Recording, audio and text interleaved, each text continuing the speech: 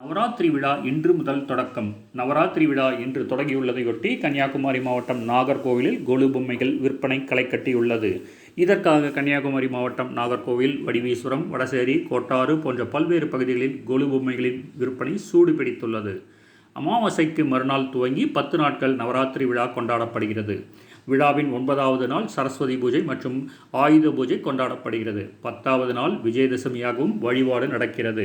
நவராத்திரி கொண்டாடும் 9 நாட்களுக்கும் அம்பாளை அழைக்கும் விதமாக கொலு வைக்கும் வைபவம் வீடு மற்றும் கோயில்களில் நடக்கிறது. நவராத்திரியின் முக்கிய அம்சமாக கொலு வழிபாடு உள்ளது. தசாவதாரம், திருமணம், அஷ்டலட்சுமி, ஆண்டாள், கிருஷ்ணலீலை, சீதா கல்யாணம், வாஸ்துலட்சுமி என பல்வேறு வகையாக பொம்மைகளை அலங்கரித்து மங்கள பொருட்கள் வைத்து அம்பாளை சிறப்பு பூஜை செய்து வீடுகளுக்கு அழைக்கின்றனர். சாதித்த அரசு பள்ளி மாணவன் ஜீவித் நீட் நுழைவுத் தேர்வில் அகில இந்திய அளவில் அரசு பள்ளிகளில் தமிழக மாணவர் ஜீவித் குமார் முதலிடம் பிடித்துள்ளார். நீட் தேர்வை எதிர்த்து ஆசிரியர் பணியை துறந்த சபரிமாலாவின் ஆதரவில் ஜீவித் குமார் இந்த சாதனையை நிகழ்த்தியுள்ளார். நீட் தேர்வில் இந்திய அளவில் அரசு பள்ளிகளில் முதலிடம் பெற்ற தேனி மாணவர் ஜீவித் குமாரை அடையாளம் கண்டு நிதி திரட்டி கடந்த 1 வருடமாக படிக்க வைத்தவர் சபரிமாலா. இவர் தான் அனிதாவின் மரணத்தின் போது நீட் தேர்விற்கு எதிர்ப்பு தெரிவித்து தனது அரசு பள்ளி ஆசிரியர் பணியை துறந்தவர் என்பது குறிப்பிடத்தக்கது. நீட் தேர்வினால் தமிழகத்தில் 18 மாணவர்கள் தற்கொலை செய்துள்ளனர். ஆனால் முயற்சி செய்தால் வெற்றி பெற முடியும் என்பதன் சாட்சியம்தான் ஜீவித் குமார். நீட் தேர்வுக்கான சிலபஸை 10ஆம் வகுப்பு முடித்தவுடனேயே விருப்பப்படும் மாணவர்களுக்கு அரசு கொடுக்க வேண்டும். 2 ஆண்டுகள் மாணவர்கள் கவனத்துடன் படித்தால் இந்தியாவிலேயே அதிகம் பேர் தமிழக அரசு பள்ளிகளில் இருந்து தேர்வாகும் சூழல் உருவாகும். வரும் காலத்தில் அனிதா அகாடமி என்ற ஒன்றை உருவாக்க இருக்கிறோம். அதில் தமிழகம் முழுவதும் நூற்றுக்கணக்கான அரசு பள்ளி மாணவர்களுக்கு இலவசமாக நீட் தேர்வு பயிற்சி அளிக்க உள்ளோம். அரசு பள்ளி மாணவர்கள் ஆயிரக்கணக்கில் நீட் தேர்வில் வெற்றி பெற்று மருத்துவர்களாக மாறும் இலட்சியத்தை நிறைவேற்ற இது முதல் படி என்றார் ஆசிரியை சபரிமாலா. துலா தீர்த்தவாரி நிகழ்ச்சி ரத்து. ஐப்பசி எனப்படும் துலா மாசத்தில் காவிரியில் கங்கை முதலான புண்ணிய நதிகள் கலக்கின்றன என்பதாக ஐதீகம். எனவே ஐப்பசி மாதத்தில் எஞ்சேனும் ஒரு நாள் காவிரியில் நீராடினால் அனைத்து புண்ணிய நதிகளில் நீராடிய பலன்கள் உண்டு என்பார்கள்.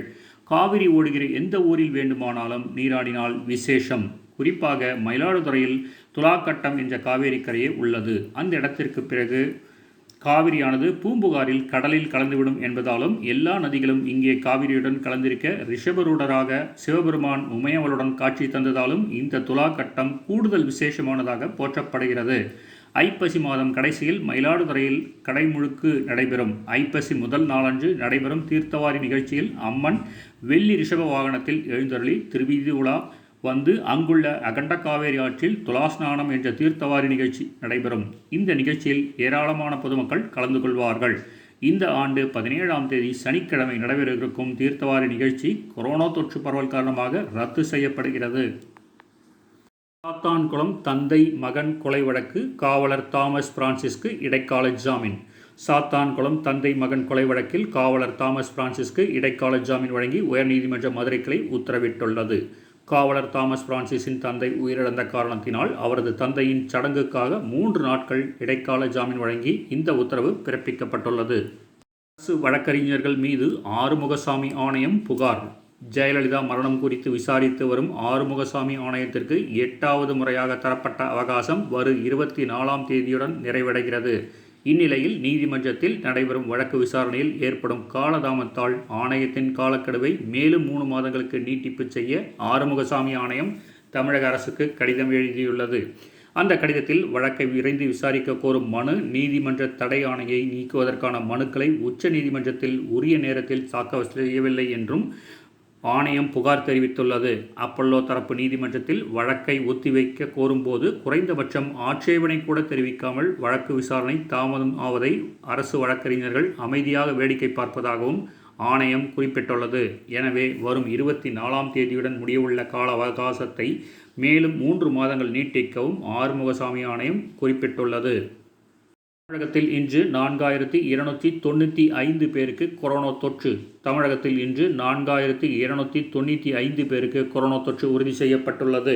தலைநகரம் சென்னையில் 1132 பேருக்கு பாதிப்பு ஏற்பட்டுள்ளது.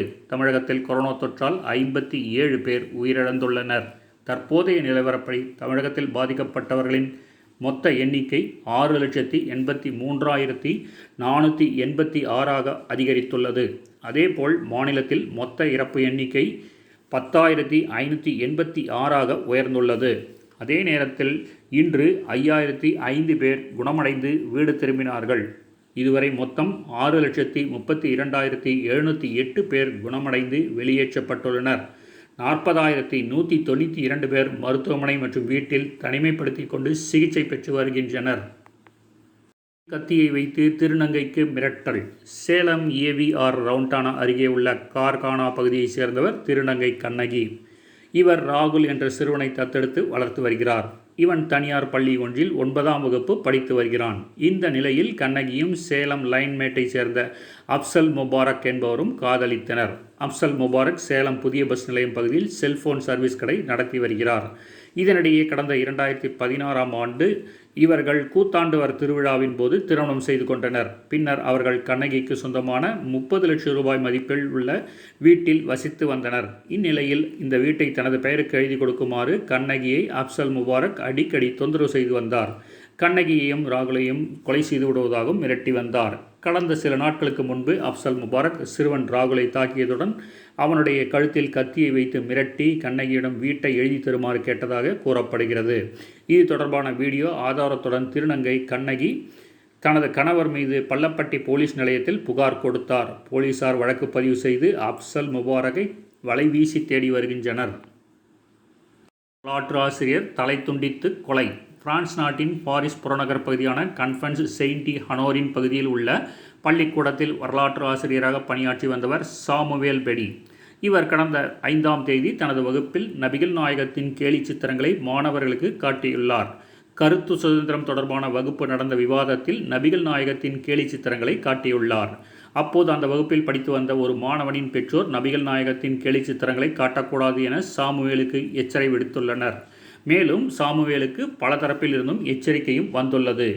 பள்ளிக்கூடம் அருகே நேற்று மாலை நடந்து சென்று கொண்டிருந்த சாமுவேல் பெடியை பின்தொடர்ந்த 18 வயது இளைஞன் தான் மறைத்து வைத்திருந்த கத்தியை கொண்டு அவரின் தலையை துண்டித்து கொடூரமாக கொலை செய்துள்ளார். இந்த கொலை சம்பவம் குறித்து தகவல் அறிந்த போலீசார் சம்பவ இடத்திற்கு விரைந்து சென்று கொலையாளியை சரணடைய கேட்டுக்கொண்டனர். ஆனால் அந்த கொலையாளி தப்பிச் செல்ல முற்பட்டதால் கொலையாளியை போலீசார் சுட்டுக் கொன்றனர்.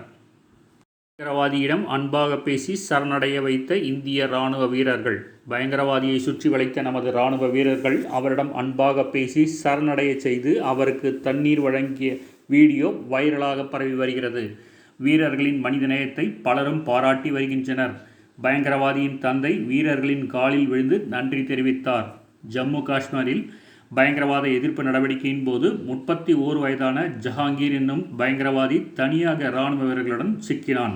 அவனிடம் நமது இராணுவ வீரர்கள் அன்பாக பேசி துப்பாக்கி சூடு நடத்த மாட்டோம் என உறுதியளித்தனர். இதனையடுத்து உறுதிமொழியை ஏற்ற ஜஹாங்கீர் சரணடைந்தான்.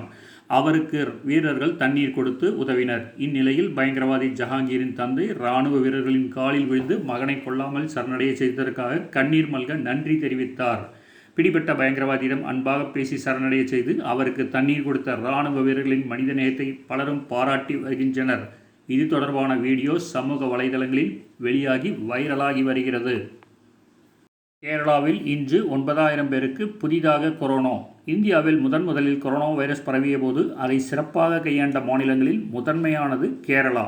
அனைத்து மாநிலங்களும் கேரளாவை ஒரு முன்னுதாரணமாக கொண்டு கொரோனாவை கட்டுப்படுத்த வேண்டும் என பலரும் கருத்து தெரிவித்திருந்தனர்.